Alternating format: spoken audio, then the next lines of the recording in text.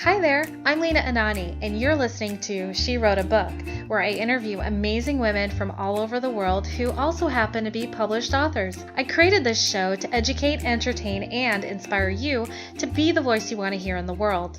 Now let's get started. You are listening to episode number 137 of She Wrote a Book, and today I'm interviewing Sarah Vargo, author of the book Life is Your Party with a Little Pixie Dust. Life is Your Party with a Little Pixie Dust is a humorous, inspiring, lighthearted, enlightening comparison between the elements of party planning and spiritual awakening, combining two journeys in her life, experiences as an event planner or party girl, and her continual spiritual evolution leading to enlightenment. Sarah Stargo Vargo is a certified Reiki Master, holistic life coach, energy alchemist, and party girl who loves to ignite the inner star inside of all of us so we shine a little brighter. Her work brings inspiration, cheer, and sunshine to the world through the love, grace, and beauty her clients find on the inside and outside. Again, her book is called Life is Your Party with a Little Pixie Dust. You can find a link to purchase her book in our show notes for this episode at SheWroteABook.com/137. So Sarah, it's such a pleasure to have you as a guest today. My first question is this: what inspired you to write and publish your book? Well, thanks for having me. I hope we can have a little party today with your reader, or your listeners, I should say, and hopefully my readers. What inspired me? I just always loved being around people and doing events, and I've done so many parties, and I started kind of having a spiritual awakening maybe 5 years ago, and it kind of just changed everything for me, and I realized, wow, there's a lot of similarities between party planning and life. So that is really kind of how I just started writing the book. And it took me about 6 years to write it because I changed so much when I was writing the book. But, I trusted the divine timing, and I feel it's out there at the right time. That's amazing. Let's talk a little bit more about how it took you 6 years to write this book. Can you break that down into pieces, like what that journey was like for you? Oh, sure. Absolutely. And, I think with writers, too, I think sometimes you just can't force yourself. I mean, I think it's great to write as much as you can, but there were periods of time when I just didn't really want to write at all because I was changing so much.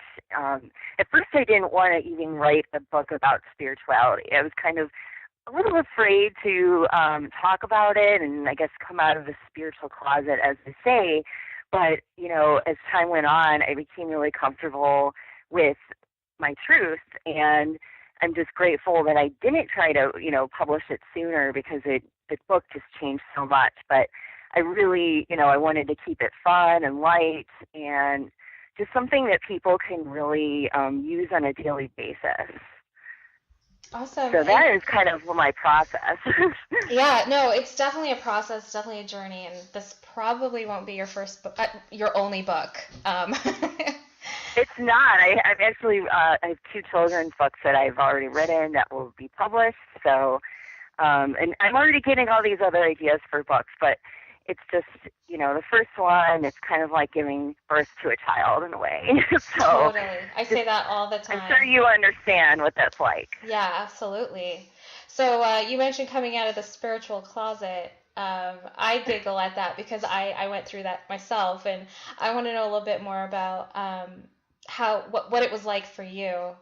Why were you hiding in the closet for so long, and what was your experience like coming out of the spiritual closet?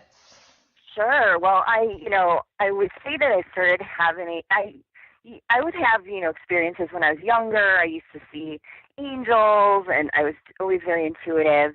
But then I guess I kind of shut that part off for a while.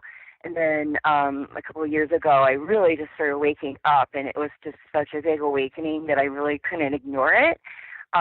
So it was just something that I just really was evolving. And I guess it's just because I hadn't really been in that realm or talking about that realm for a long time, and it was different. So, but I feel that with time, I was able to kind of find a fun way to share it, and also to, share the party experience that I have. And it even kind of crosses over because I'll be meditating and I will literally see myself in a party, so a party scene.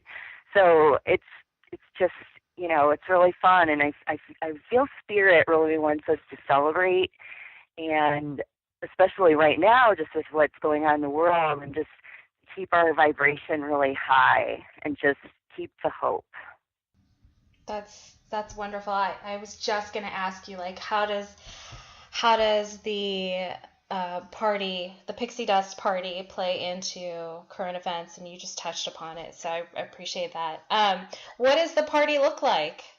What is this party that you speak of? Oh, well, the party has, obviously pixie dust everywhere, crystal chandeliers, and I really think the party, a disco ball, a dance floor, and lots of colors and rainbows, and I think the party is different for every person. It's really just imagining what that party is and using, I think now is a time when we all need to spend time meditating. We need to spend time manifesting what we want the world to be, not what is going on. I mean, we have to obviously look at what's going on, but we have to take positive action.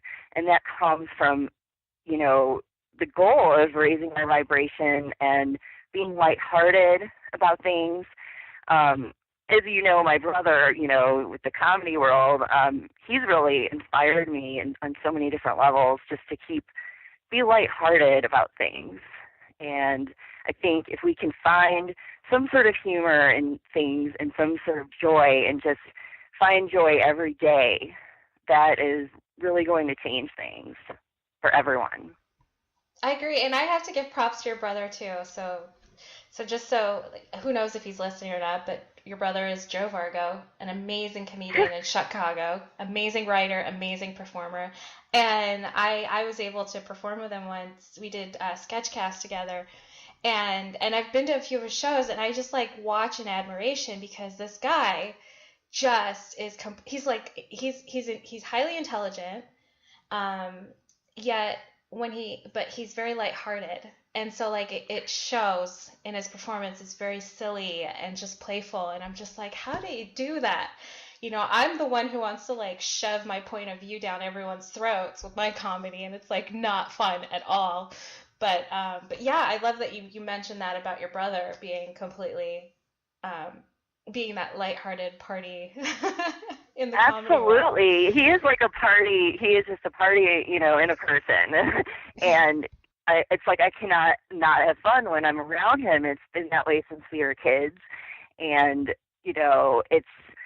I reference him a lot in the book because he just really is that person that I think, while he is aware of what's going on in the world, I think that he brings light and humor to subjects. And people do need to laugh about things, and I think that is it's healing to laugh, and it's okay to laugh, and we need to laugh. We need to have fun.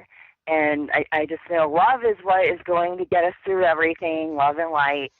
And I think more people are going to start to realize this soon. I love it. So laughter is an element of the pixie dust, I'm guessing. What other elements are part of the pixie dust that shows up at this party? Oh, well, it's just pixie dust, just to kind of let your listeners know. It's really just that magic. It's believing that anything is possible, because I think when we believe something is possible, we can actually create it and make it happen. I think music is obviously a huge element of a party when you have the right music. And as you probably know, music has frequency and it's very healing. Singing, I know that you like to do karaoke, I saw, which I saw that you like to sing karaoke. And yeah, me too. I used to be afraid to sing in public. So, I've actually been singing a lot with my brother, and he's just like one of the best people to go to do karaoke with. But yeah, and so, but it's really powerful, sharing your voice. And I think doing those things really make a party special. That's awesome. I love it. And so you touch upon like healing and prayer and affirmations.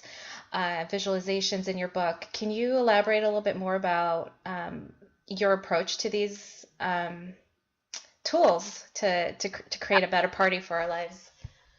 Absolutely. I think, we make things harder than they need to be. I think that children are the best healers ever because they believe something is possible and they just do it. And I think it's getting in touch with our inner child. And so I like to share, visualization techniques that are really simple, they're really fun. Anyone can do it. I mean, anyone can send love, anywhere right now. It's, that's, in my view, that can happen. So, and I feel the more that we do that, the more blessings we actually open ourselves up to and others around us. And, in times like this when maybe people feel, maybe a little hopeless or helpless, I think that this is a great way to really make some positive change.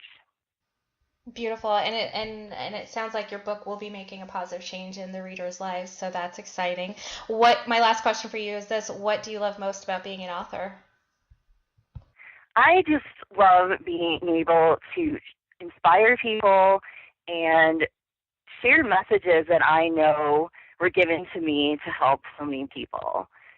And just to, one thing that I heard recently that made me really happy is someone said that they could open my book to any page on a given day and it would be the message that they needed to hear that day. And that is exactly what I want, is just to really help people on a daily basis in a very simple and fun way. Beautiful. And that helps me. Yeah, absolutely. I love that. And I love doing that with books too. And I think that's such a cool story and cool technique for your book. I love it. Well, Sarah, thank you so much for being our special guest today. We will have a link to your book in the show notes for this episode, and our listeners can find that at SheWroteABook.com/137 to learn more about our author and her Pixie Dust partying book. I love it. Thanks again, Sarah. Thank you so much for having me. Thank you. Thank you for listening to She Wrote a Book. If you enjoyed this episode, then subscribe now so you can automatically get access to all new episodes, and feel free to share your inspired thoughts with us in the comments too. I'd love to hear from you. Until then, may you always feel good and make magic.